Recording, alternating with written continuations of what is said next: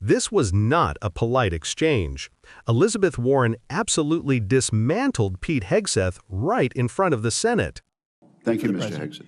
Senator Warren. Thank you, Mr. Chairman. And Mr. Hegseth, thank you. Thank you for your service. So if you're confirmed as Secretary of Defense, you will oversee our military, including about 250,000 women who currently serve on active duty in the Army, the Navy, the Air Force, the Space Forces, and the Marines. And I have serious concerns that your behavior toward women disqualifies you from serving in this role. Now, I've been trying to get answers from you for quite some time on this. You haven't wanted to meet or to answer any of my questions, so we'll just have to do it here and dive in. I want to pick up on some of the questions asked by Senators Shaheen and Gillibrand and Hirono, and I just want to make sure we have a list of some of the facts that I think are undisputed. I'm not going to talk about anonymous sources. I'm just going to quote you directly. We've got the video. We've got it in print. So going back to January 2013, you told a Fox News interviewer that women in the military simply couldn't measure up to men in the military, saying that allowing women to serve in combat roles would force the military to lower the bar. You picked up on that same theme in 2015, making remarks on Fox News, referring to women in combat as, quote, it would erode standards.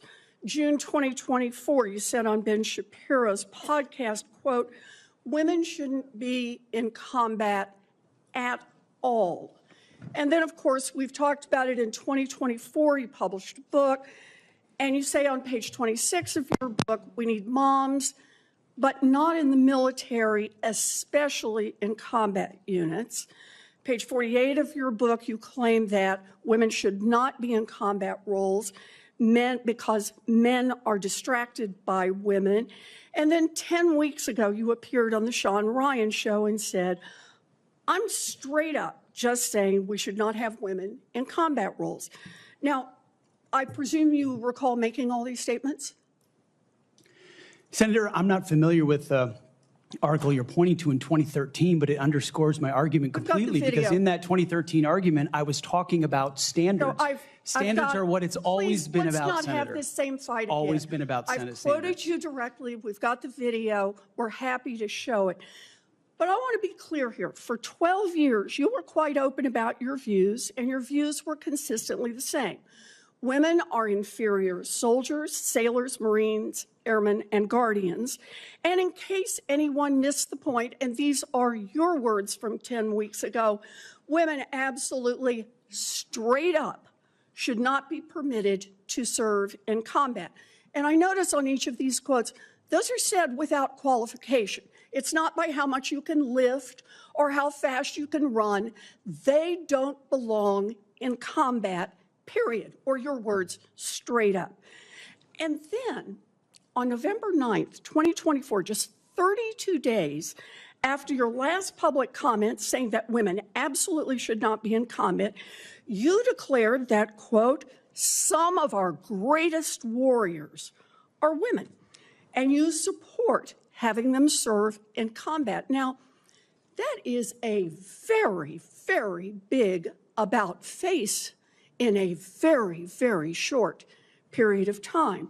So help me understand, Mr. Hegseth, what extraordinary event happened in that 32-day period that made you change the core values you had expressed for the preceding 12 years? Senator, again, I very much appreciate you bringing up my comments from 2013, because for me, this issue has always been about standards. And unfortunately, because of some of the people that have been in political power for the last 4 years, priorities other than standards, lethality, and meritocracy have driven decision-making. I'm quoting you from the podcast. Women shouldn't be in combat at all. Where is the reference to standards? That they should be there if they can carry, if they can run? I don't see that at all, Mr. Hegseth. What I see is that there's a 32-day period in which you suddenly have another description about your views of women in the military. And I just want to know, what changed in the 32 days that the song you sang is not the song you come in here today to sing? Senator, the concerns I have and the concerns of many have had, especially in ground combat units, is that in pursuit of certain percentages or quotas, standards have been changed. And that makes the combat more difficult Let me make a for everybody suggestion involved. about what happened in that 32 days. You got a nomination from President Trump. Now, I've heard of deathbed conversions, but this is the first time I've heard of a nomination conversion. And I hope you understand that many women serving in the military right now might think that if you can convert so rapidly your long-held and aggressively pursued views in just 32 days, that 32 days after you get confirmed, maybe you'll just reverse those views and go back to the old guy who said straight up, women do not belong in combat. Now, Mr. Hegseth, you have written that after they retire, generals should be banned from working for the defense industry for 10 years. You and I agree on the corrosive effects of the revolving door between the Pentagon and defense contractors. It's something I would have liked to talk with you about if you'd come and been willing to visit with me. But the question I have for you on this is, will you put your money where your mouth is and agree that when you leave this job, you will not work for the defense industry for 10 years?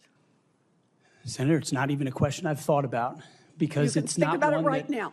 It's not one, my motivation for this job I has understand never that. I been just about need what a could yes or no conceivably here. come next. Time is short. I just need a yes or no. I would consult with the president about what the policy should be In at the Defense other Department. words, you're quite sure that every general who serves should not go directly into the defense industry for 10 years, but you're not willing to make that same pledge?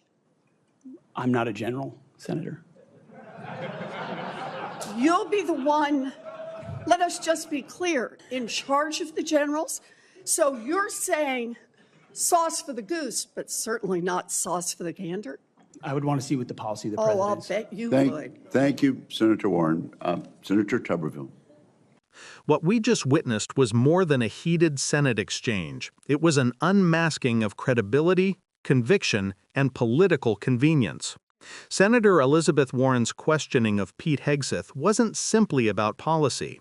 It was about principle, about whether someone's words over time reveal the kind of judgment and respect that leadership demands. Warren came in sharp, organized, and unflinching, with the kind of precision that doesn't just challenge a nominee's answers, but their integrity.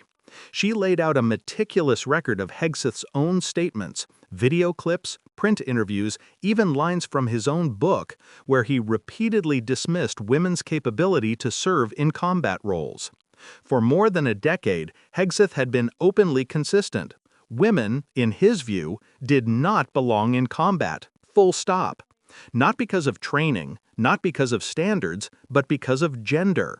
So when Warren pressed him on his sudden reversal, a total change of tune, just 32 days after being nominated by Donald Trump to serve as Secretary of Defense, she wasn't just asking for policy clarification, she was probing his character.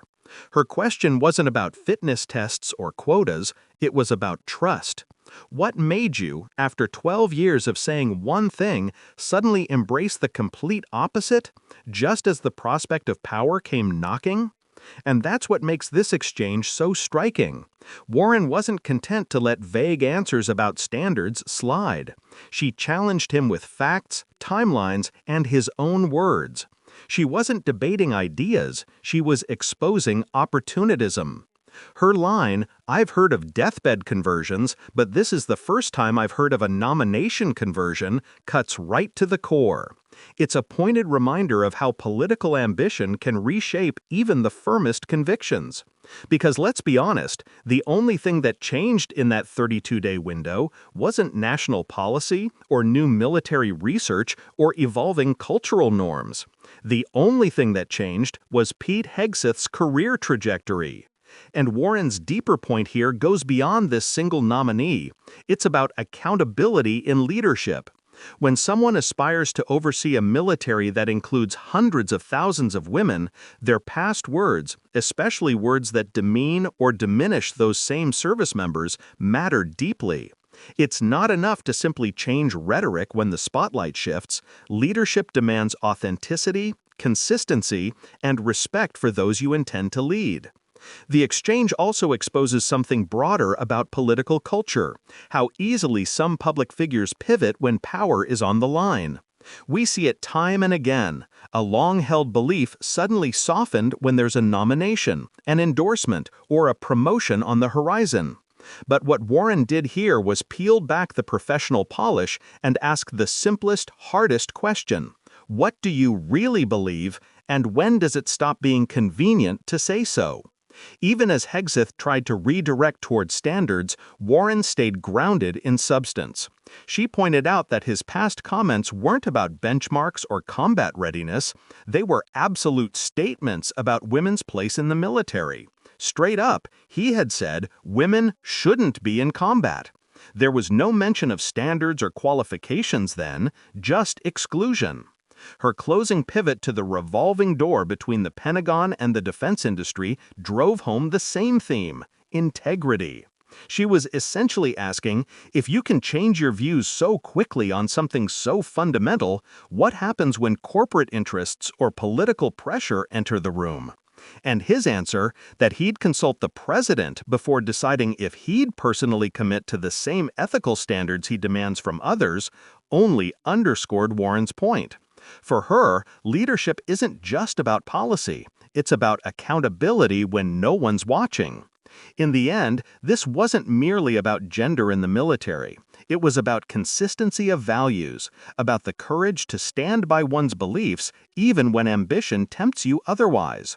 Warren's interrogation illuminated that difference between those who shape their principles to fit the moment and those whose principles shape how they lead. Moments like this remind us why confirmation hearings matter. They're not just procedural checkboxes. They're where the public gets to see whether a nominee's convictions are real or rehearsed, whether their evolution is genuine or simply convenient. If you found this breakdown valuable, make sure you subscribe to Left Lens, where we go beyond the headlines, decode the power plays, and bring you the truth behind political theater. Because understanding how people in power operate isn't just news, it's civic awareness.